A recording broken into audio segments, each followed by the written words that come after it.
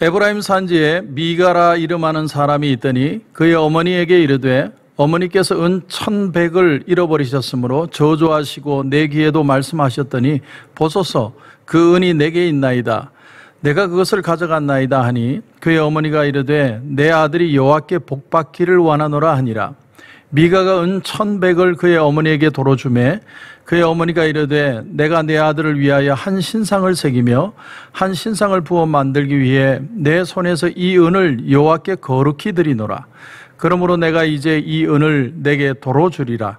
미가가 그 은을 그의 어머니에게 도로 주었으므로 어머니가 그 은 200을 가져다 은장색에게 주어 한 신상을 새기고 한 신상을 부어 만들었더니 그 신상이 미가의 집에 있더라.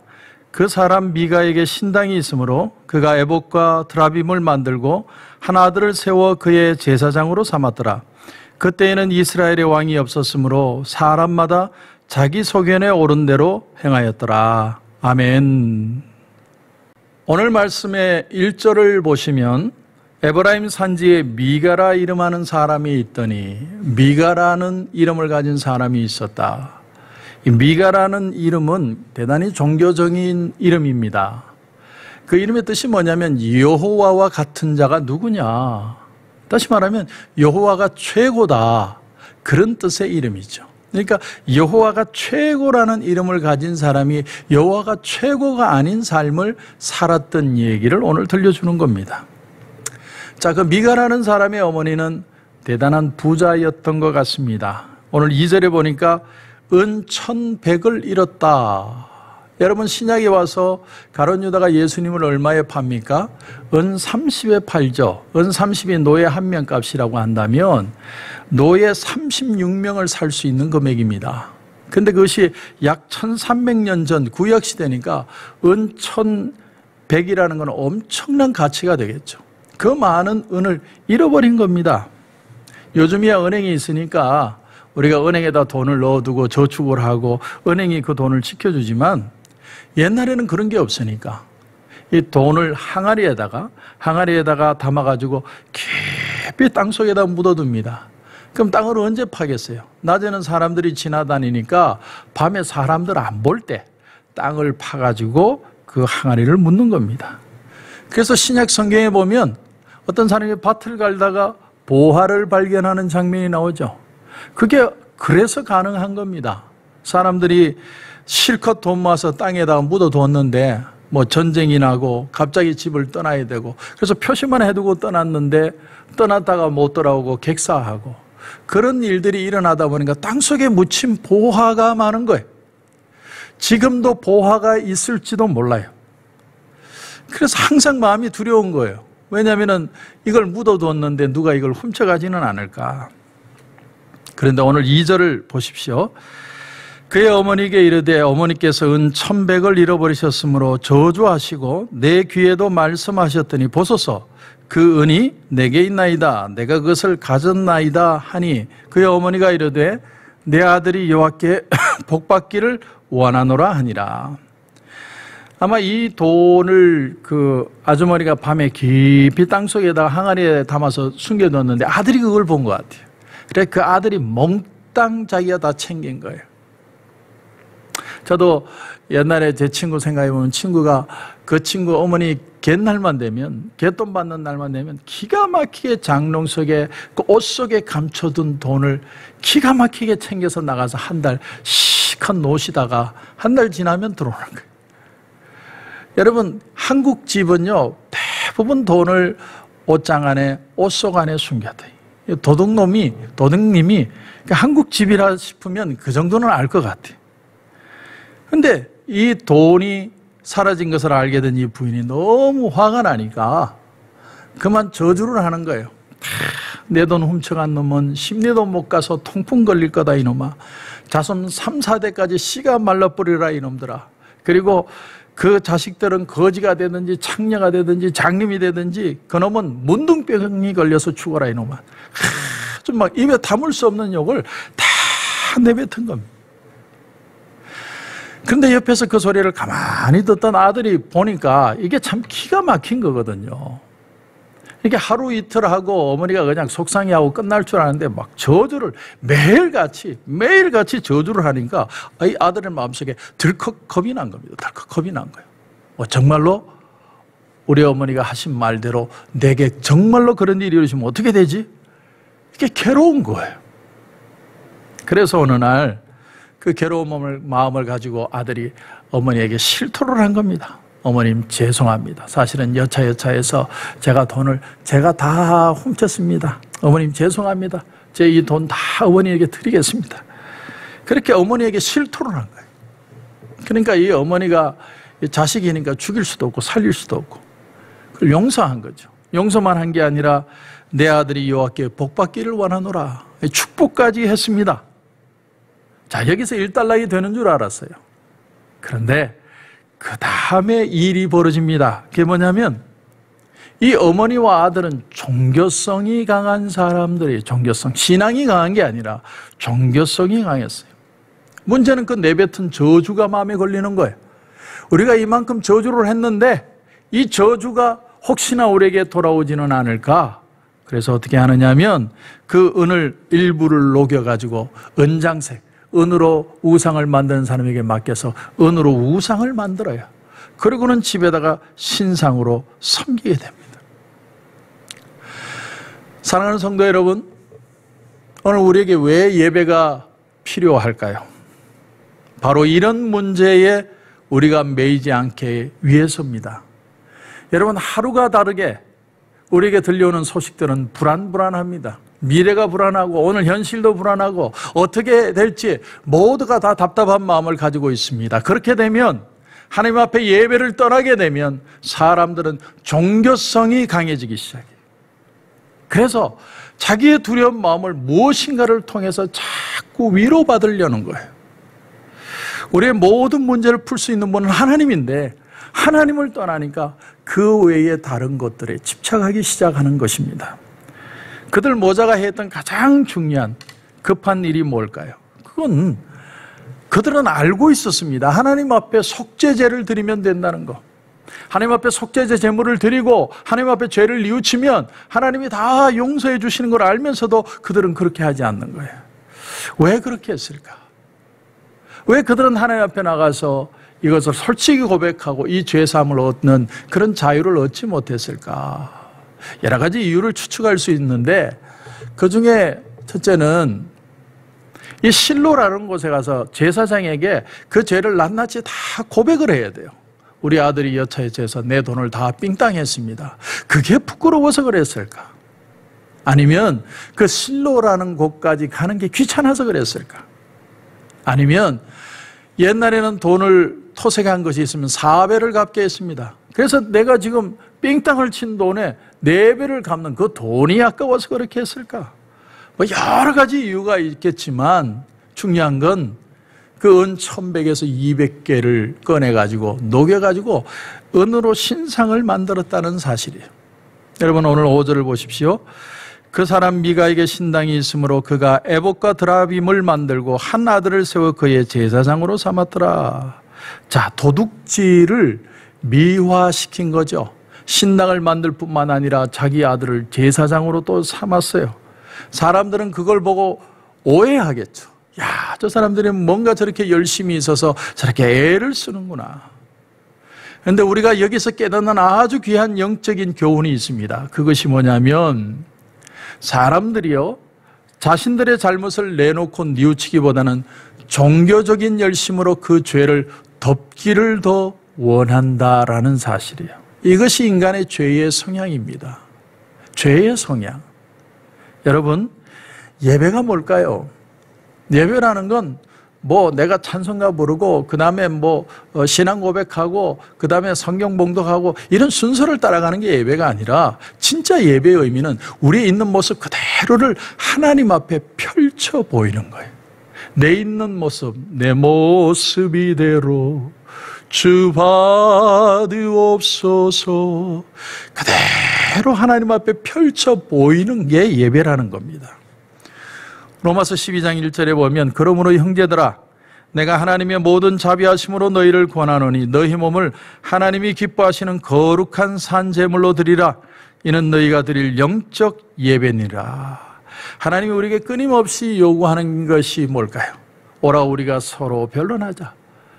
너희 죄가 주온 같을지라도 눈과 같이 휘어질 것이요. 하나님은 우리와 대화하기를 원하시는 거예요. 그게 예배예요. 하나님을 대면하기를 원하고 하나님 앞에 나가기를 원하는 거예요. 내 마음의 상처도, 우리 가족 간의 문제도, 내 대인 문제도, 이 사회의 문제도, 경제의 문제도 하나님 앞에 내놓고 다 그대로 토해내면 하나님이 우리와 만나시고 이 문제를 해결하시고 우리 마음에 자유를 주시고 기쁨을 주시고 회복을 주시는 것이 바로 예배를 통해서 하나님이 이루시는 일이라고 하는 사실입니다. 그러므로 여러분, 진정한 부흥은 어디서 옵니까? 하나님을 인식할 때, 하나님이 나의 하나님인 것을 깨달을 때, 내가 하나님 앞에 서 있다는 것을 느낄 때, 그때서야 부흥의 역사는 일어나게 되는 것입니다. 아마 솔직히 제사장 앞에 나가서 이 어머니가 미가의 죄를 토로했다면, 미가도 자기의 잘못을 뉘우쳤다면 아마 제사장은 그들의 죄를 용서하고 오히려 축복해 주었을 겁니다. 그러나 그들은 두려워서 덮었고 미화했습니다. 그것이 하나님 앞에 큰 죄가 된 것이죠. 신약 성경에 오면 하나님 앞에 이런 똑같은 상황에 놓였던 한 사람이 나옵니다. 그 사람이 누굽니까? 바로 삭개오, 세리장 삭개오입니다. 예수님이 오늘 내가 너희 집에 가서 유하여야 되겠다 이렇게 표현을 할 때 삭개오가 기뻐서 자기 집에 예수님을 모시고 예수님을 만난 뒤에 뭐라고 표현을 합니까? 주여 보시옵소서, 내가 가난한 자들에게 내 소유의 절반을 나눠줄 것이고 만일 내가 네 것을 속여서 내가 취한 게 있다면 4배로 갚겠습니다. 4배로 갚겠습니다. 일설에 의하면 그 삭개오는 빈털터리가 되었고 초대교회에 그런 초대의 리더가 되었다, 그런 전설이 내려오고 있습니다. 사랑하는 성도 여러분, 하나님 앞에 서는 것 사실 우리에게는 참 귀하고 중요한 일입니다. 여러분, 회개라는 건 내가 가던 길에서 방향을 턴한다, 그런 뜻이 있습니다. 회개라는 건 눈물 콧물 흘리는 게 회개가 아닙니다. 내가 마음의 감정이 있고 없고를 떠나서 내가 가던 길이 잘못된 것을 알고 하나님을 바라보기 시작하는 걸 뜻합니다. 오늘 이 코로나 사태로 혹시 여러분 하나님을 바라보는 걸 자꾸 멈추고 있지 않습니까? 하나님 앞에 예배자가 되지 않고 하나님 앞에 나를 펼쳐 보이지 않으면 우리는 이 세상을 두려워서 살아가지 못해요. 종교성의 사람이 되는 거예요. 종교적으로 뭔가로 자꾸 덮어서 내 마음의 두려움을 채우려고 하는 사람이 되는 겁니다. 오늘 하나님 앞에 나를 펼쳐 보이고 하나님 앞에 회복이 되고 다시 한번 하나님 앞에 소망을 가지고 다시 일어서는 저와 여러분이 되시길 주님의 이름으로 축원합니다. 기도드리겠습니다. 하나님 은혜를 감사합니다. 오늘 미가와 그의 어머니가 그들이 잘못한 도적질을 했을 때 그 문제를 처리하는 문제로 결국은 하나님으로부터 버림을 받게 됩니다. 하나님, 우리가 참 어렵고 힘든 상황에 있지만 이 어려움의 두려움들을 우리의 마음의 종교성으로 채우지 않게 하시고 하나님 앞에 조금 더 점점 더 가까이 나가 우리의 마음을 펼쳐 보일 수 있는 그런 용기를 허락하여 주옵소서. 내 모습 이대로 주님 앞에 우리의 가정의 문제든 직장의 문제든 우리의 경제의 문제든 모든 것 하나님 앞에 펼쳐 보이고 하나님 앞에서 해결함 받는 귀한 오늘 하루가 되게 하여 주시옵소서. 하나님, 오늘 이 가운데 기도하는 가운데도 큰 은혜 주실 줄 믿고 예수님의 이름으로 기도드립니다. 아멘.